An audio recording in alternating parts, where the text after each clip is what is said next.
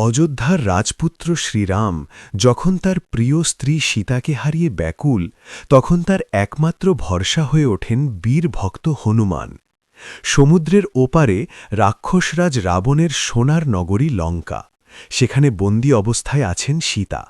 শ্রীরামের আদেশে হনুমান সংকল্প করেন, যে করেই হোক তিনি সীতাকে খুঁজে বের করবেন।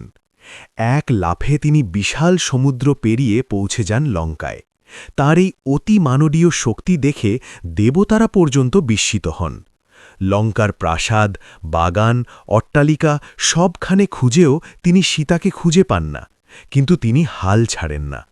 অবশেষে অশোক বাটিকার এক কোণে বিষণ্ণ মুখে বসে থাকা সীতাকে দেখতে পান হনুমান। তিনি গোপনে গিয়ে রামের আংটি সীতার সামনে রাখেন।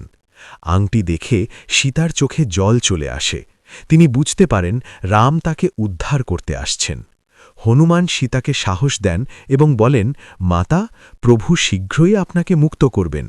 তারপর তিনি লঙ্কায় নিজের শক্তির প্রমাণ দিতে রাক্ষসদের সঙ্গে যুদ্ধ করেন এবং শেষ পর্যন্ত পুরো লঙ্কা জ্বালিয়ে দেন। এই অভিযানের মাধ্যমে হনুমান শুধু সীতার সন্ধানই পাননি, বরং শ্রীরামের বিজয়ের পথও সুগম করেছিলেন। শিক্ষা: ভক্তি, সাহস ও নিষ্ঠা থাকলে অসম্ভব কিছুই নয়।